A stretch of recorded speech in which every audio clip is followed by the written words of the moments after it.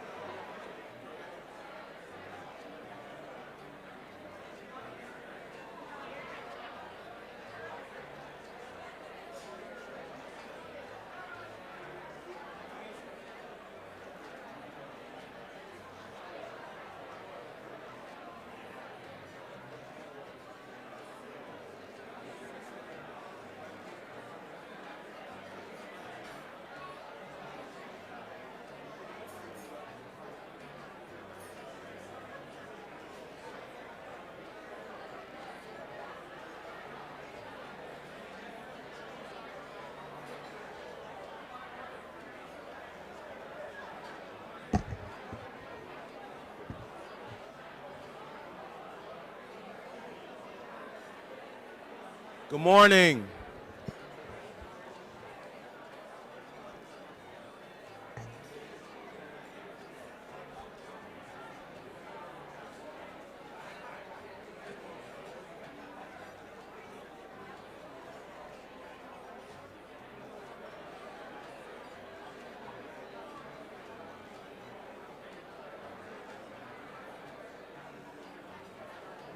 Good morning. If you could take your seats, please. We're going to get started with the program. Can you hear me?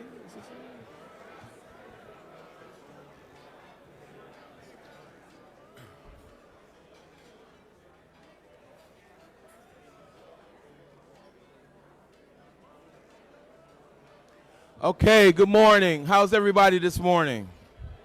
My name is Hiram Jackson. I'm the CEO of Real Times Media and the publisher of the Michigan Chronicle. And we have a great program for you guys today. For those of you who are new to Pancakes and Politics, this is our 14th year, and it's a forum designed to bring us all together at 7:30 in the morning and to talk about the things that we have in common rather than the things that separate us. Again, we have a great panel. I want to start by thanking the sponsors, as I always do. They make it happen for us, and so I always like to express gratitude. Rocket Mortgage, Walker Miller, DTE Foundation, Michigan Talent, our platinum sponsors. Please give them a round of applause. And our pioneer sponsors are HAP, Comcast, Henry Ford Health Systems. Please give them a round. And our medallion sponsors, Remington, Ascension, UHY, Bank of America, Blue Cross Blue Shield, Chase, and Fiat Chrysler. Thank you guys as well. Especially want to thank our presenting sponsor. I think this is our 6th or 7th year. PNC Bank has really been the #1 cheerleader for this program, and I just want to thank Rick Devore and the PNC family. Thank you so much for believing in us. I am excited about this morning. We have a veteran on the panel, Tanya Allen. She's probably been on one of our most, oh, you got fans, Tanya, you got fans in here this morning. She's, her along with, I think, David Egner has done this panel more than anybody, because I know Tanya is opinionated and is going to tell you how she feels, whether you like it or not. So we like having Tanya on the panel. And we have a newcomer to town, David Lewis from AT&T. But I'm really excited about Gary Torgo. I told him, I've known Gary for over 25 years, great friend. This is his first time on the panel. And I just told him we were having breakfast, just he and I this morning. That's the only way I can get him to do this. So we'll see how he does this morning. But to bring greetings this morning, I'd like to bring you the regional president of PNC Bank, Rick Devore. Thank you.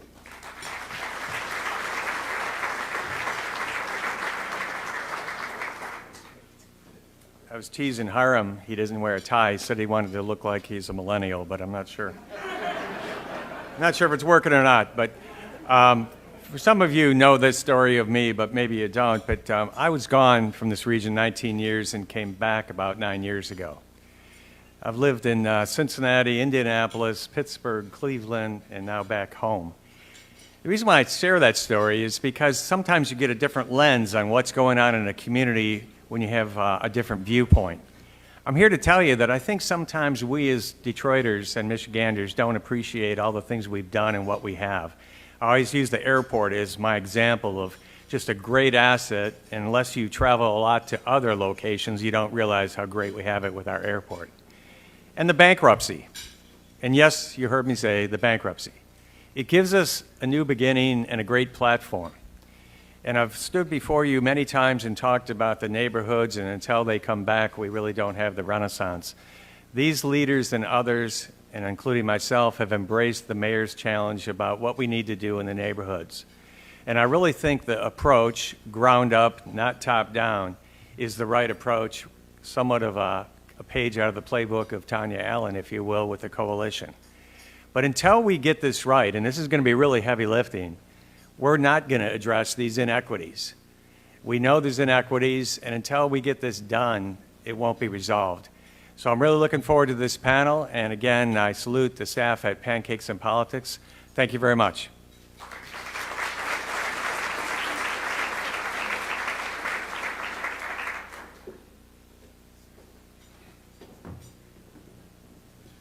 Good morning. It's very evident that Hiram has got very comfortable with me doing this. I don't get an introduction or anything. I'm just, Dennis, just walk up on stage. Thank you, Hiram Jackson. Congresswoman, good to see you.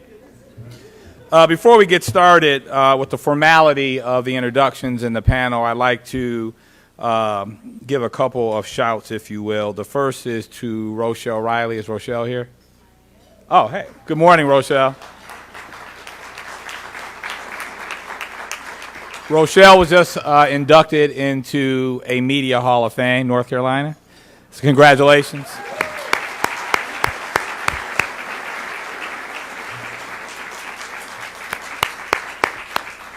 We want to thank you for your years of candid and honest journalism here. And when you are a free agent, I'm sure you can be much more freer with your comments. And so we look forward to that. And I know Vicki Thomas is here because she's my partner in crime. Vicki, are you somewhere in here? Way in the back. Vicki? Vicki was just inducted into the Michigan Journalism Hall of Fame. So we have celebrities among us this morning. It's funny because you know how sometimes people try to play jokes on you and they try to prolong the jokes over a period of time. So I don't know, this is maybe like my 6th or 7th time doing this, Hiram. And I keep waiting for somebody to present me a check for service. But as each session goes by, I go home with no money. I got to pay for parking. So hopefully we'll see some changes in that regard in the month of May, or I may boycott. But good morning.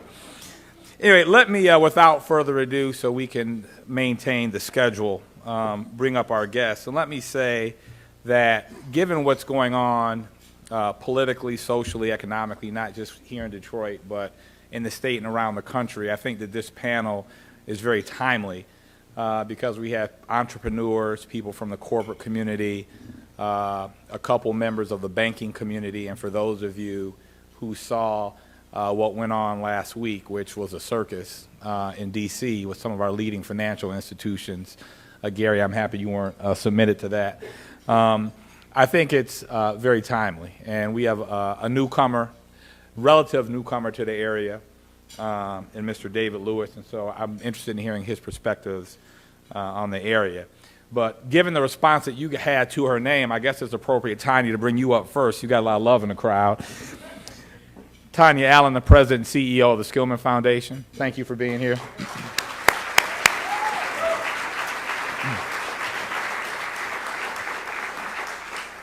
And then if I go in the order of who I've known the longest, I'd have to go with Gary Torgo, the Chair of Chemical Financial.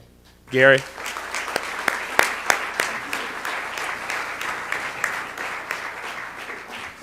Rick Devore, no stranger to this stage, and I want you all to check out his sock game when he sits down. He's got some tremendous socks on. Rick Devore.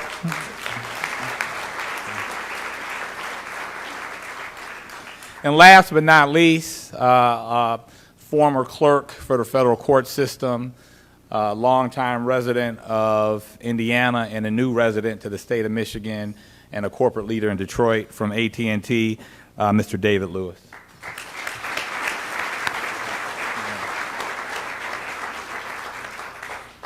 Now, I'm going to take a liberty, because actually, Vicki, it says you get the first question, but I'm going to take cuts and ask something of Tanya. It's very interesting. We had at our chamber board meeting, Reverend Anthony, good morning. Good morning. My man.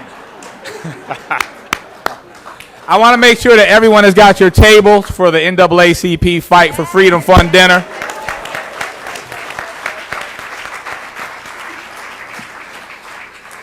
Tanya, I was with our mutual friend, Patty Poppy, yesterday, and she said something very succinctly she said that in regards to the Detroit public school systems and the state of Michigan, because the problem is just not urban, she said that the students are not the problem, and she attributed it to you saying this. The students aren't the problem, the teachers aren't the problem, the system is the problem. We've got to make systematic changes. Can you talk a little bit about that? Sure. Well, so good morning, and make sure you get your tickets to the NAACP Freedom Fund. I'm saying that on behalf of both Gary and I, who are cheering the dinner this year, so we rock. And you want to be with us. And also, if I didn't say that, Rev would get us. So we want to make sure that you guys show up and support this important and historic organization that is current and timely today and will be tomorrow as well. So That was like a commercial. yeah, I know. All right. He trained me well. What Patty was referring to is I often say that our children aren't broken, our teachers are not broken, our system is. And a lot of times we like to point the fingers because we see such despair in our educational system, and we think that if only the students showed up more ready, if only the teachers taught better. Of course we can do more to support our students. Of course we can provide professional development to our teachers, but that is not the reason that we're having such dramatic declines in education across our state. And so I'm going to just give you a couple of statistics so you understand what's happening in our state. At every subgroup level in this state, our children are doing worse than their peers across the country. So a lot of times you hear that and you think like, oh, it must be Detroit or Flint or Saginaw that's pulling our state down. The wealthiest students in this state, the top decile of students in this state that attend public school, are 48th in the country compared to their peers. When we look at African American students, comparably to like Massachusetts, by the time they finish third grade, our kids are 6 months behind the kids in Massachusetts. So the point I'm just trying to make is that we have breakage all throughout our system, largely because we've had a patchwork set of public policies, we've disinvested in education, and we also have a population decline that is stretching our system. And this is the moment that if we really want to improve, because we've declined at the quickest rate in the country over the last 20 years, if we really want to improve, this is the time where we actually have to start investing, and we got to get coherence. We got to create coherence out of chaos. And that's that moment right now for us to be able to do it. And it's not just in our K-12 system. We need to do it with early childhood, and we definitely need to do it with higher education if we as a state want to reclaim our prominence and our prosperity that we once enjoyed. Thank you. Before we go to Vicki, any other comments from the panelists on education in specific? I will say something. Well, first and foremost, thanks to everyone who's welcomed me here. I was born in Detroit, so just point that there, but I spent most of my time in Indiana, so it's good to be back home. And make sure you get your tickets for the NAACP. I've met the Rev enough to know that I need to give him a shout out every chance I get, sir, so just make sure that happens. The reason I wanted to tie into that, because at AT&T we have a new initiative called Believe Detroit. And Believe initiatives all over the country and all of our state footprints as it relates to our COs and states that have state presidents that have a employee base. We want to focus on making sure that we are more immersed into the culture of our community than ever before. AT&T is synonymous with community involvement and engagement in every market that we're in. But this Believe Detroit initiative now focuses more on that. And here in Detroit, our focus is education. Our focus is the young people. Self-sufficiency, we're dealing with homelessness as well.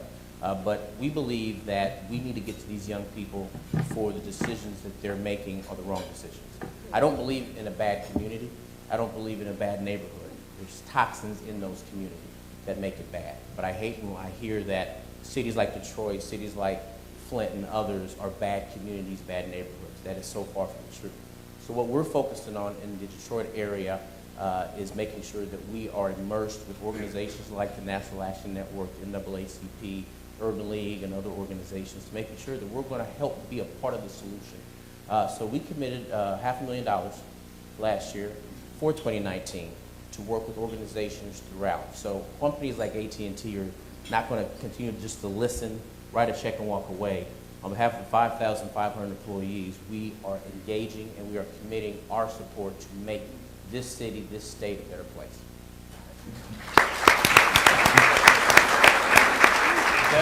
Rick, I just wanted to add you better talk about the dinner first. I was going to save that for last. Okay, all right. Reverend? But I wanted to, I mentioned earlier about a top down versus bottom up, and to show you, again, taking a page out of Tanya's book. Tanya is one of the leaders in the Launch Michigan efforts. And what's different this time, if you recall, if you go to Mackinac, we brought Jeffrey Canada up to Mackinac in 2011. And so we were at a dinner, me and Tanya and others on Monday night, and we said, the audience is going to know, okay, you're talking about this, what are you doing about it? And I would tell you that what is different this time, unions are at the table, both for the teachers and the administrators, business and philanthropic. And we are building this from the ground up. Tanya is one of the leaders of this. For those of you that were involved in the coalition, sounds familiar? It's a page out of her book of talking about it and really, getting a group together that sometimes has diverse opinions, but all on the same goal. So we're pretty excited about where Tanya and others have this at this point. Thank you. Vicki? All right, good morning, everybody. You too can ask a question. There are cards on the table. If you don't want to stand and ask a question, you can write them out on the cards, and someone will be collecting those to bring them to me. But good morning again, and thank you all for the congratulatory remarks and all the people that have hit me up on Facebook to congratulate me on the Michigan Journalism Hall of Fame. I used a portion of my speech to talk about diversity in newsrooms and challenging news managers to make sure that their newsrooms reflect the community. So my first question deals with diversity as it relates to the city of Detroit. I was just recently downtown having dinner, and frankly, I had to ask the question that Nolan Finley asked, how many years ago was that? Maybe 5. Where are all the black people? You weren't at Central. I know I was not. No, Okay. I was not. I was at Morello, but it was a great food. But your thoughts on whether or not we have a diversity and inclusion problem in the city, and any ideas that you have to tackle that issue. Don't all jump at the same time. Okay, Vicki, I'll jump in. Good morning and congratulations. Thank you. Before I give you an answer to that question, or try to, I want to thank Hiram. It is true, he told me it was just he and I for breakfast, but I'm really thrilled. It's the very first time he's invited me to breakfast, and he's paying for it. You get more than I didn't even get the chance to eat. Second is, I want to welcome Reverend Anthony, and Tanya and I are pushing tickets today. It is the largest dinner in the United States of America, and the Reverend told us we will not be on the dais unless we keep that record up, so we'll be there. Vicki, it's a great question and an important question for Detroit. At Chemical Bank, led by Donnell White, who used to be the executive of the NAACP, we are focusing very heavily on the question of diversity. We're moving our headquarters to downtown Detroit. We're building a new tower.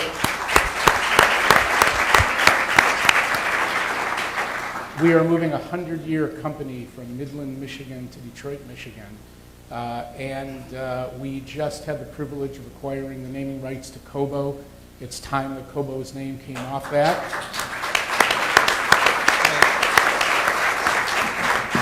And we as a company, and I've been here a long, long time, we as a company really believe that in order for Detroit to succeed, it needs to be inclusive, and it needs to be diverse, and it needs to give opportunity not just to people who are coming in from out of state, but to our own local Detroiters. If jobs don't come back to Detroit for Detroiters, we're going to have a real issue in the future. We see a lot of positives. We see a lot of great things happening. We see a downtown that is moving in the right direction. We see a new center. We see the cultural district. We see Wayne State University under the leadership of Roy Wilson. We see the county under Warren Evans, the city under Mayor Duggan. And everybody, for the first time, I could say in a long, long time in my career, I am seeing a unity of purpose where everybody is coming together to figure out how to make sure that Detroit, and the real Detroit, prospers, not just the downtown, not just the business community.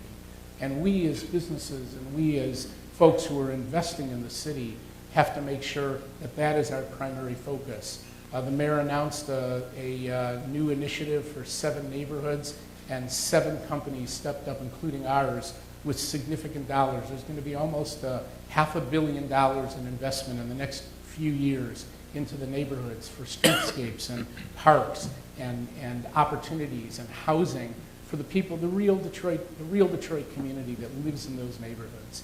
So I think all of us are focused on the question of helping out, making sure that there's economic achievement for the people that have been in Detroit and stuck to Detroit and have lived here for all of these years. And we are completely focused on it, our team, Chemical, and everybody that we work with. And I think that it's people like Reverend Anthony who have stayed with this and bring us all together and encourage us.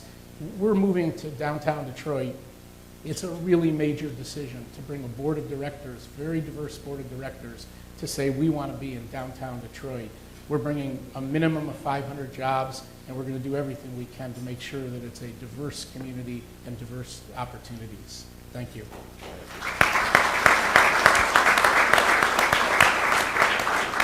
You know, Vicki, I think diversity and inclusion has to be intentional. And I think it includes other things like diversity of thought, diversity of age, a lot of different things. But I really think what the mayor is trying to do is going to really end up resulting in economic achievement.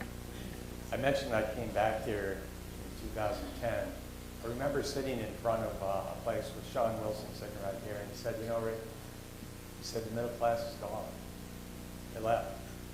And really, we need to get that opportunity back. You could say some of that has to do with the big 3. You could say a lot of things, but the fact of the matter is we need to build the opportunity for Detroiters. And I really do embrace the mayor's challenge about the fact that we're going to have to measure ourselves on population growth and opportunity. And it has to start, I know I sound like a broken record, but it has to start with educational opportunity for all. And this next phase, that, in my mind, is a big part of what we're doing. We're not quite ready to announce, but we will be partnering with at least 1, probably 2 other foundations to, again, get more early childhood access in the community. So I'm kind of fanatical. My staff knows about 2nd and 3rd shift emergency daycare, things like that you don't think of. I mean, a lot of people think, hey, 9 to 5. There's a lot of people out there that want to work, but try to go find a midnight shift daycare operator and one that's qualified and insured. So we're going to be trying to focus our efforts in that regard. That's kind of one of our core competencies, as well as participating in some of the activities that Gary outlined. And, we really have to do this from the ground up and find out what the neighborhoods want and really what the constituents want, not dictating what that is. David, I would address that in 2 ways. One being the newcomer, spending my entire life in Indianapolis. And let me tell you, Detroit, coming from Indianapolis, beautiful city, there was minority leadership all around. But you all are beautiful. When I came to Detroit, and when I started meeting and I started seeing commerce and I started seeing those in leadership and powerful positions that I don't see in Indianapolis, don't think that you're behind. Don't think that you're not. Compared to other cities, you all, it's beautiful. I'm telling you, being a person of color in the position that I am, compared to where I was in Indianapolis, it's unbelievable. So know that you are in a very good position. You're doing wonderful work, and at the end of the day, people come to Detroit not just for the sports, right? People come to Detroit because of the cornucopia of diversity that's here. You must not be reading the papers. Wait a minute. Now, I said sports. I said sports in general. Now, I'm not calling out any team. Look. Pacers lost last night too, so don't worry. We're all bleeding. Yeah, we're all bleeding right now as far as championships, but we'll get there. But my point is, though, that it's a beautiful thing for me to see, and I'm very, very astute. I've had individuals here who reached out to me and have just brought me into their fold. So do know that there's always work to do, but first kind of understand that where you are, the diversity of people in leadership of color, it's a beautiful, beautiful thing. And don't take that for granted, okay? Secondly, the first thing I did, I said to my team, I'd like to acknowledge Greg Clark and Robert Jones on my team that are here. Thank you for being here. I said, get me in front of the right people. I said, I'm not going to sit here and make decisions in a vacuum. Get me to the right people. One of the first people was Reverend Anthony. And I sat down with him, and we spent about an hour just talking.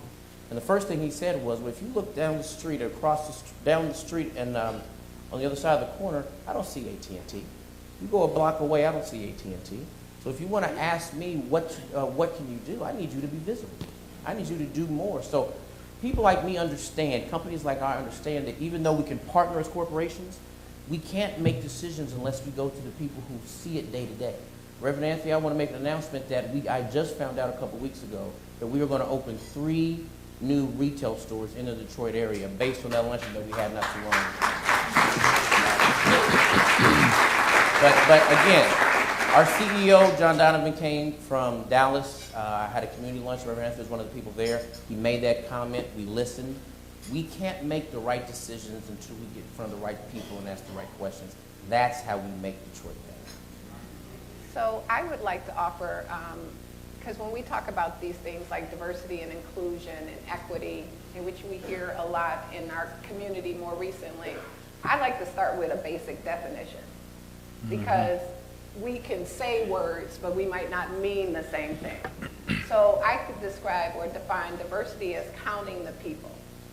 Inclusion is making sure the people count, right? Equity is about making sure we can no longer count differences driven by your racial status, your socioeconomic status, or your gender, right? So if I talk about what Detroit ought to be, we need to be talking about we should be the most equitable city in the country. Now, to be equitable, you cannot be equitable without talking about power. And power, in my opinion, is the ability to rewrite the rules. And we need some rule rewriting in this city. So I agree with the other panelists. We have great assets in our city. And we have great leaders in our city. But we also know that we've lost some status in our city, particularly African Americans feel like they're sitting at the table in a folding chair. They're not sitting with a permanent seat. And I think that we have to question ourselves when we start talking about this notion of we're going to have an inclusive recovery. And I agree 100% with that, but I also question the whole framing. How can you be in a majority African American city and say that, yeah, we ought to include them? What the? Reverend Anthony, can I get an amen?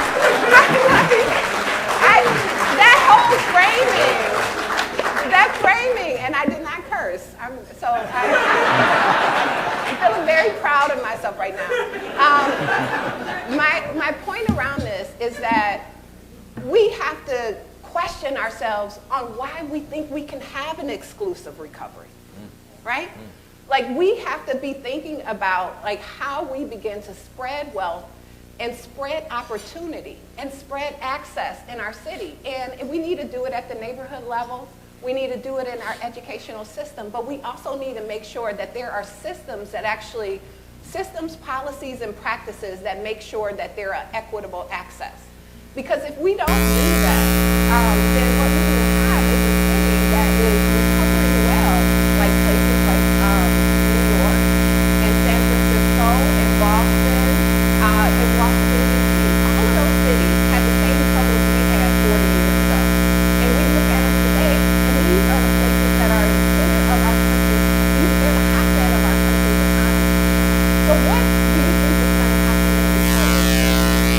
We will be the hotbed of our country's economy. So are we going to recover like them, where poor people and black people and brown people don't get to stay in those cities? Or are we going to recover in a way where everybody has a place here? And I think that's the challenge before us. So, Vicky, if I can take the liberty, so, facts will show, undisputable facts will show that minority entrepreneurs or businesses that go to get loans at banks are turned down with more frequency than their white counterparts. And so as we talk about an equitable recovery, I'd ask the two bankers, what are your organizations doing specifically to address that issue in the city of Detroit? So Denny, in 2015, I traveled with a group of Detroiters to the Clinton Global Initiative in Denver to talk about that issue. And one of the things that we discovered as we were talking about Detroit was that in 2015, only 500 mortgages were done across the entire city for home ownership, a shameful number. And so the banks got together with the city. We created an opportunity to figure out how we could increase home ownership. What Tanya's talking about is living in the city. It's buying homes in the city. It's finding a job in the city. And they talk about Flex and Gate having 700 new employees and 16,000 people applied for those jobs. And those are all people in the neighborhoods. It's our job as the banks to do everything we can to increase home ownership, not rental ownership, but home ownership. The Detroit Home Mortgage was created out of that opportunity, and today we've doubled the number of mortgages in Detroit. It's not enough, and the banks are doing what they can, but it's not enough. We in our bank at Chemical are doing everything we possibly can to open up small business opportunity, loans for anybody that comes to the table in Detroit. We are looking to provide opportunities that may not be typical bank loans or typical bank mortgages. We're offering first and second mortgages at the same time to the same borrower to be able to get into a house. When you buy a home in Detroit, it's not like buying a home in Birmingham where all you got to do is fix up the kitchen. You got to fix up a house because the houses are old housing stock. That's our job to make sure that it happens. In our bank, we took a significant amount of money and we put it into Marygrove College. Marygrove College neighborhood is one of the most beautiful neighborhoods in this town. The housing stock is beautiful. We met with the mayor and we said, give us a neighborhood that we can truly invest in. And what we did was we announced $25,000 interest-free forgivable loans for anybody that would stay in one of those homes for 5 years, and we'd give the first mortgage at the same time. We did as many homes as we possibly could. That program has been a huge success. Almost all of the homes in that area were picked up by people. The first home that was bought in our program, I went to the closing and I sat with the woman who bought the house. I said, tell me, why are you buying in Marygrove College? And why are you buying that house? And she said, it's a miracle.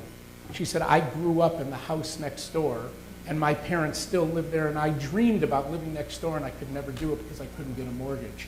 That's the kind of programs and that's the kind of things that we need to do. It's really good when banks want to invest in it. There's nothing wrong with the Symphony Orchestra and the Institute of Arts and all the great cultural institutions, but banks' jobs are to invest in neighborhoods and in mortgages and make sure that people can get them. Rick? I think what Gary's getting at is it's easy for banks to hide behind the issue, which starts with A, which is appraisal, right? That's always what you hear. Oh, it doesn't appraise, can't do that.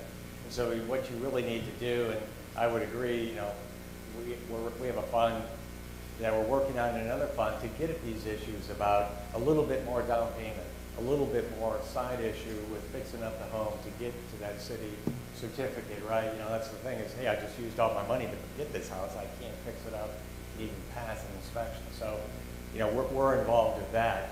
When you think about, our heritage, and by the way, I was in Washington last Wednesday, and I will tell you it was good to be us, not the other guys. That was the day that, the grilling on the hill, if you will, it just was coincidence. And when we're talking to our people on the hill, the CRA law went into effect in 1977. We've been outstanding since 1977. And to get there is a big lift. And it's not just something you did yesterday, but it's really in your DNA and culture. So you have to have programs like what Gary's articulating. I would also add to what Gary was saying is you also have to get, and what we're doing a lot more of is getting into helping people with business plans, with talking about how do you even write a business plan, how do you ask for credit, And, whether you're opening up a daycare or food or some kind of entrepreneurial, business has to do with tech. But there's a lot of work that has to be done in that regard as well. I know myself, I had no idea how to do those things when I got out of college. I didn't set foot in the country club. I didn't know any of that kind of stuff. Who's who, how to ask for money, how to write a business plan. So we're involved with that, whether it's in the Dolphin Tank with Carolyn Casson, or whether it's just getting out in financial literacy workshops in the neighborhoods, on the weekends, at night, not during 9 to 5 hours. Thank you. Vicki? All right, and I want to just acknowledge Hiram and all the sponsors, because if you look around the room, look around this room, look at the diverse number of people that are here. That's what it's all about to me. So, Hiram, congratulations, all the sponsors. Thank you for putting on this event where we can all come together and talk about some of these tough issues. And our first audience question, if you have a question, raise your hand and I'll come to you. If you have a card that you've written a question on, raise it up so someone can pick it up from you. All right, Rochelle Riley. I became a journalist because I could write and because I had no math skills. So my question is about a math problem. If you have third graders who don't read at grade level, and they become sophomores who drop out of school, that equals all of these 19 to 24-year-olds who are unemployable. Education is a jobs issue, and the CEOs of every company in Detroit and every company in the state ought to be embarrassed by the state of education. So what I'm trying to figure out is, what do we need to do to make them see how bad they look?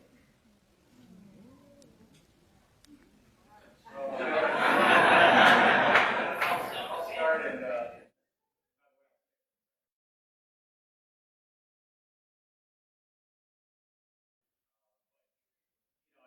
maybe different, but we've I think we do have the awareness of it. I've been reading in Shoal schools for 9 years. All our executives read in Detroit public schools. We've got about $7.5 million of grants in the city of Detroit, just in Detroit public schools. This third grade literacy thing, for those of you that aren't parents, is a huge issue, because guess what? This year, you're going to be tested, and these kids are in danger of being held back, facing that kind of stigma. I think that seems to be a really bad secret that a lot of people know, and we were talking about this Tanya, and this is a big issue. But I think I can't speak for all corporations, but I know that General Motors gets it, and Bosch is out there with us in the neighborhoods. But I think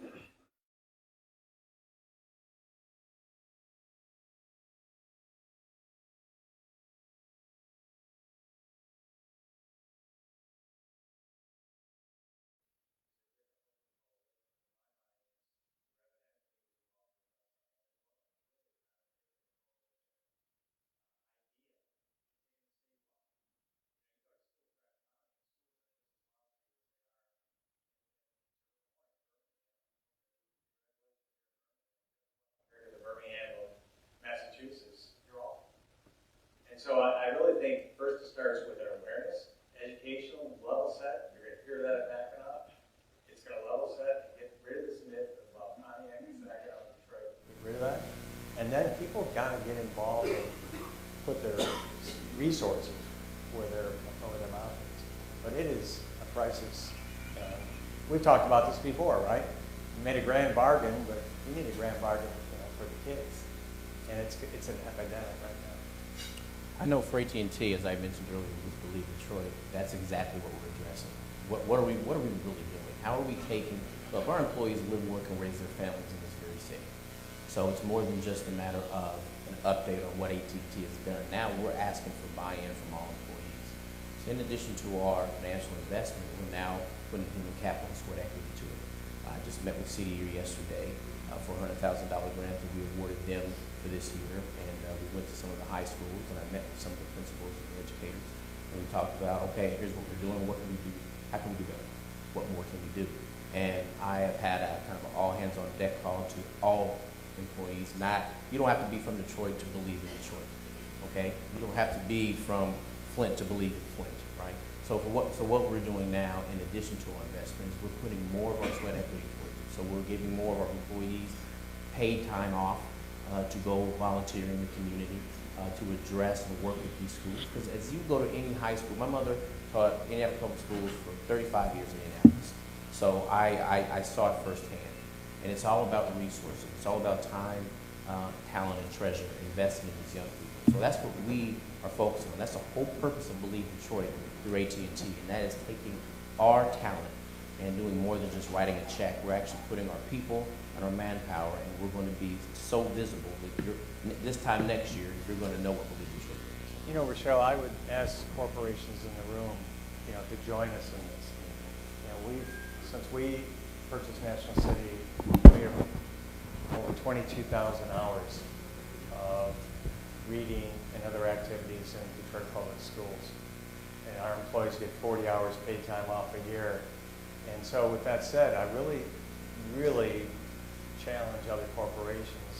I think you said it best. I mean, it's not just about writing a check. Write the check and get involved. But I mean, I think it really resonates with these children when we get into the schools. And that there's work to be done, right? I mean, if you're going to have a program like that, you have a lot of work to do because you have to get clearances, you know, FBI checks, state police checks, et cetera, because we don't, you know, not just everybody should be reading to the children or whatever program. But still, you can set up the program. We'd be more than happy to tell you how we did it. I'm not saying it's the way, but it's a way. And just get involved. Rochelle, first, you're a great journalist, and we are very fortunate to have you in Detroit. And you know enough math, you could be a banker as well. Hiram Jackson and I sat down and had this conversation about 5 or 6 years ago about what we as a bank could do to elevate students in the city of Detroit. We wanted to do something, and Hiram came up with an idea that has prospered. He said we should create an award called the Swag Award. At the time, I didn't know what swag was, but he says I have it, so I'm very happy. And Hiram said we need to invest real money in giving students who are graduating from the city of Detroit schools, who are really able to get through to the 12th grade, but can't go on after that. They need money, they need opportunity, they need to go to schools, colleges, trade schools. And so we created an award. The ceremony is coming up in a few weeks. And what we're doing is not only are we giving dollars to students who are graduating, and it's not just A students, it's B students and C students, to give them the opportunity to go on to schools of higher learning, to trade schools. And then we're giving those students that win those awards opportunities to be interns at our bank so that we could train them to have opportunities to get into the workforce young and early, even before they graduate, to really have an opportunity, because that is where we need to elevate the system in Detroit. Dr. Vitti has put in a new curriculum in the city of Detroit. Critical to not have a school system that has a superb curriculum. You can't expect the kids to go on and to be able to achieve. Everybody needs to be at that table. We all say it. I hear it every time we go to a meeting. We talk to Tanya a lot about it.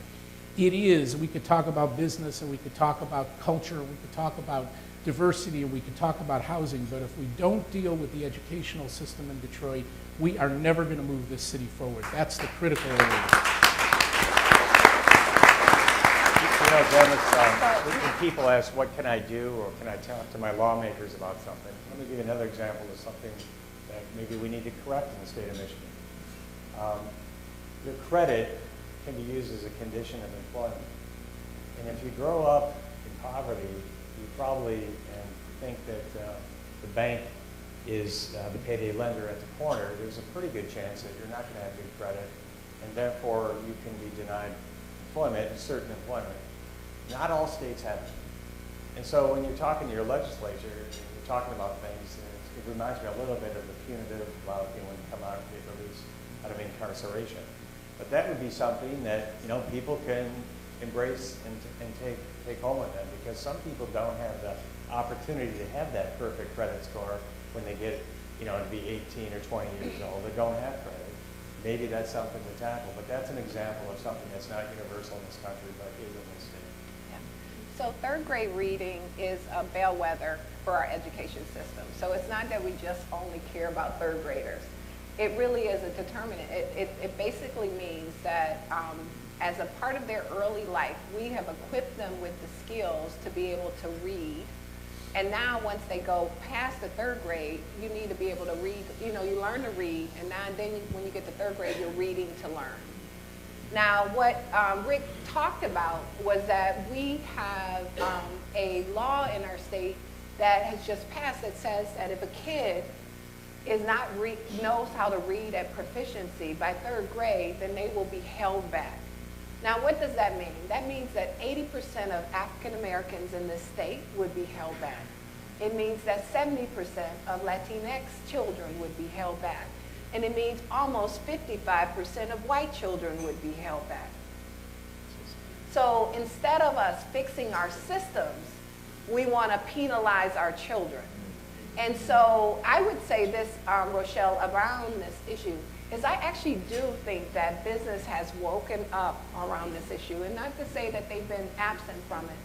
I think that we have a very philanthropic business community, particularly in Southeast Michigan and across the state. People are stepping up and they're trying to lead in a charitable way. The challenge is that everybody's doing their own thing, right? And we gotta get beyond doing our own thing and do the right thing. And the right thing has to be about creating a system that's coherent and also respectful of educators. Because I'll tell you, if you say to an educator, business is coming to help, usually they're trying to figure out how to lock the doors. Not because they don't respect business, it's because sometimes they feel like business doesn't respect them. And we just saw that in a survey of 1,700 educators that Launch Michigan put out, where the teacher said, I wouldn't tell anybody to go into this profession because I don't think that the policymakers or the thought leaders actually have respect for what I do in the classroom. They don't understand what I don't have. They don't understand the pressures that I've been in. So I think what we're trying to do with Launch Michigan is to begin to help educate business, help listen to educators, and help educate educators and listen to business. And then also bringing in community and the philanthropic lens into that conversation. That's hard work. I was telling someone today when we did the coalition, and I want to shout out Andy Reyes, who is a co-chair here, as well as Reverend Anthony. When we did that work in Detroit, we all signed up because we didn't know how hard it was. No, you called and told us. We didn't know how hard it was. We didn't know how long it was going to be. But what we do have with Launch Michigan is the information now that we do know that in order to do this work in a sustainable way, that's going to be long-term, where we trust each other, that we're doing the right things, not just the quick fixes that actually don't fix anything, that it's going to take a level of energy and time and commitment to be able to do that. You should have high expectations for us. You should be raising questions, not just to the people who are in this Launch Michigan coalition, but to our governor, to our legislators, to the quadrant leaders, to everyone, saying, how are you backing that? How are we getting one coherent plan that's going to actually lift all of our children and not leave any behind? Those are the questions I think we have to keep pressing, and you always do a wonderful job doing that, keeping us accountable. Thank you, Rochelle. All right, we've got a couple more. I know the other Tanya Allen, who's been getting your text messages, has a question. But this young man, Cameron, is an amazing young man. I've known him since he was a kid, and he's doing phenomenal things, traveling all around the world. And what's your question? Hi, my name is Cameron Thomas Shaw. Many of you know my mother, Gwen Thomas, who works in international education here in the city. As a U.S. diplomat, I've served in Vietnam, Honduras, and I'll be going to Pakistan this summer. As a native Detroiter and a representative of the United States, my question is, what are we doing in Detroit to prepare talent and to leverage our talent globally? I wonder who's doing the work to make sure that Detroit remains relevant and prosperous in the futures. Thank you. Well, I'll answer. So I would just say that there is a group of leaders who, a few years ago, Detroit became a city as a part of the German Marshall Fund. And so we have a really broad and diverse group of leaders, maybe 30 or so, who have been leading on this work. and really focusing on transatlantic affairs. One of the leaders in that group is actually trying to establish an organization that increases trade and communication with global cities across the world. And then I think there are lots of people who are doing individual work as well. I mean, I know Mayor, I was just going to say Mayor Arthur Lord. He'll like that. Mayor Duggan has been really leading the way in terms of making sure that we have trade agreements and relationships. And then business has done the same thing. I mean, Gary Torgo, who you all can tell from this session is an amazing leader, but he leads not just locally or in Southeast Michigan or in the state, he leads globally. He's well respected, and he is always making those connections to our city. So that's a nice tee up for you here. Thank you. Well, I think that, first of all, showcasing what we're doing in Detroit and showcasing how great our talent is in Detroit, how great the young people are that we have that we're producing in our universities and our schools. But I think more importantly, I think what we have to do is really begin to talk about Detroit being a global leader. We are and have the opportunity to do things that are beyond the city limits of Detroit. We have an opportunity to take tremendous talent and move them into leadership roles around the country and around the world. And if you're in the banking business, it's a global business. And if you train in Detroit at a bank like PNC or at a bank like Chemical, you can learn the skills that give you an opportunity to do the kinds of things that young people want to do beyond Detroit. And then what I am finding is that as we are doing more and more for the communities that we live in, people are leaving Detroit, they're doing great things, and then they're coming back to our community. And we want to bring back that talent after they've tried their hand in other cities and other communities.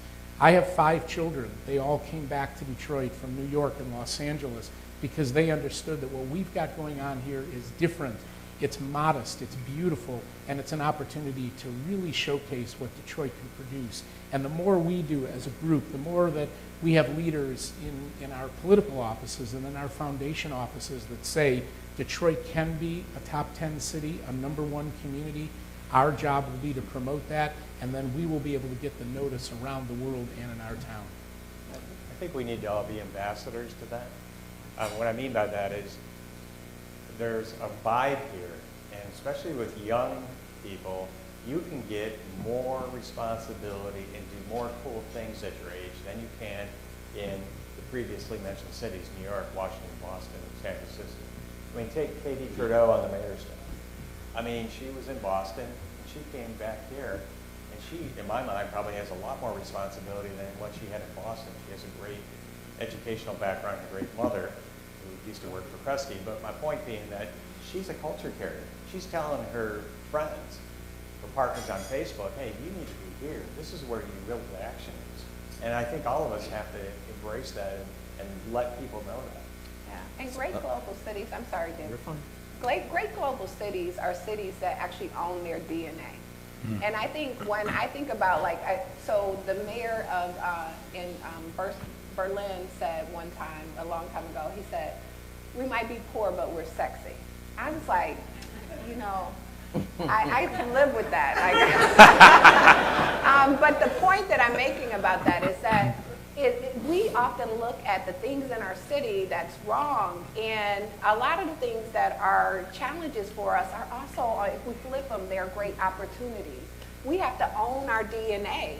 We have to own who we are as a city, and let's magnify that. And we are one of the most diverse cities in the world. That's an attribute.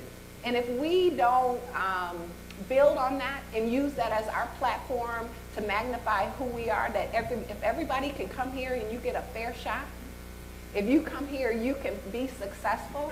That's the narrative we ought to be telling, not the narrative that, we have broken systems. We got to fix those systems so that they don't overshadow. But we have to get clearer about who we are in order to make ourselves more attractive. Absolutely. And young man, first and foremost, thank you for your service and what you've done. So round of applause. We're safe because of people like you, so thank you for that. I will tell you what we're doing and Alexis, I know, had to leave. We're partnering, we're being a partner with the city and the Road Detroit Sand Talent. Again, my philosophy is I'm not going to come in and say I know what you need. I'm going to come in and I'm going to ask the questions. What is it that we can do to help? And that was one of the organizations that I was led to. So we're spending some time and some investment in that as well. I think for the millennial side of the equation, the young talent, at the end of the day, we have to engage. We've got to go where you are, right? We've got to understand where you are. We focus a lot on co-working spaces. We focus a lot from an IT perspective. When you talk about open data, we talk about Internet of Things. What I'm really trying to bring to the city of Detroit as far as that type of technology, we're talking about not just Bluetooth, right? We're not talking about just 5G that's here, which is why our small cell build is very successful moving that forward. But in order to attract talent, you got to know what the talent needs. And I can tell you our top 3 priorities are talent, our second is talent, and our distant third is talent, right?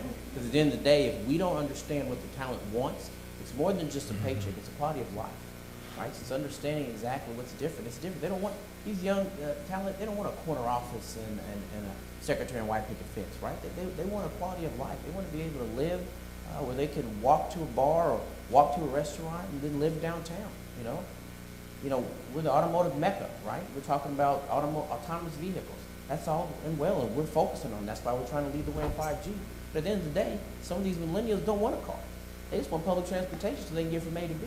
They don't want a car note. They don't want to pay get it. They don't want that, right? At the end of the day, what they want is to be able to just get to where they need to be. So I say, what I focus on, I tell my team is let's listen first. We come to your organizations and the groups that you're involved in, who I'd like to talk to, and I want to ask the question, what are we missing? That's where we begin our discussion. That's where we begin our journey together. Tanya. One more question. Thank you. And good morning, and thanks for having me, giving me the opportunity to speak. Tanya, I'm glad you have a good reputation because we get mixed up all the time. That's a good thing. I'm privileged to be mixed up with you, Tanya. Oh, and likewise. Rick, you talked about the airport kind of being the face of Detroit, and that is very true. When people come in, that's the first place that they see. I'm an airport concessionaire, and we know that the airport generates over $10 billion a year in the economic space in Michigan and employs 86,000 people. Tanya, you talked about New York, Boston. The interesting thing is those cities have mass transportation. We are dying for employees at the airport, and we cannot get them there because they can't get from Detroit to the airport. I personally have employees that it takes them 3 hours one way to get to the airport to work. And if the quality of service diminishes at the airport, it makes the city and the state look bad. What can you do to assist in moving transportation forward so that people can, once they're educated, they can get a job? Get to those jobs, too. There's a couple parts to that. I mean, obviously, I think you might be referring to the link between downtown and rapid rail out to the airport and then from Ann Arbor there. And I think that's part of it. But also, the insurance isn't part of it. I was talking to a contractor that was doing work at the refinery, the Marathon, and you have to have car insurance to get on the lot. And so what people were having to do is carpool, meet somewhere, pile into the guy's car that has insurance, and to go on the job. And so I think insurance, maybe we're going to finally get this right, I don't know. But I think that's also a part of it, because we're seeing that too, especially with the I-75 issue for a couple of years here. People are just like, you know what, I want to work, I want a job, but I can't get there. And a lot of it is about car insurance. I personally wish we could get that, the queue line hooked up to the airport and then from Ann Arbor out to the airport as well. But to me, that's a 5 to 10 year issue, that. But at least car insurance maybe has a snowball's chance to go around if they tie it in. I don't know, but there's no city in America that needs insurance reform more than the city of Detroit. With that, I'm getting texts from Hiram staff saying that we've gone over, but I think that it was a very robust conversation. I think that despite the fact that we have people up here from multiple backgrounds, geographies, and careers, the resounding topic and message today was around education. And I think one of the things that you see that each of the people up here are doing, and David said it pretty succinctly, which is get involved, don't just write a check, get involved behind your check. And if you can't write a check, get involved. And so that is one area, education, that everyone in the room, whether you're a business owner, an employee, work in city government, you can do something. So I would encourage everyone to think about what it is that you can do, and if you can't figure it out, I'm sure somebody up here can put you to work. And so thank you for being here this morning. We got one more session in May next month, and I look forward to seeing you all again soon. Thank you. Thank you for all that you do. I appreciate it. Let's get together. Absolutely. Please do.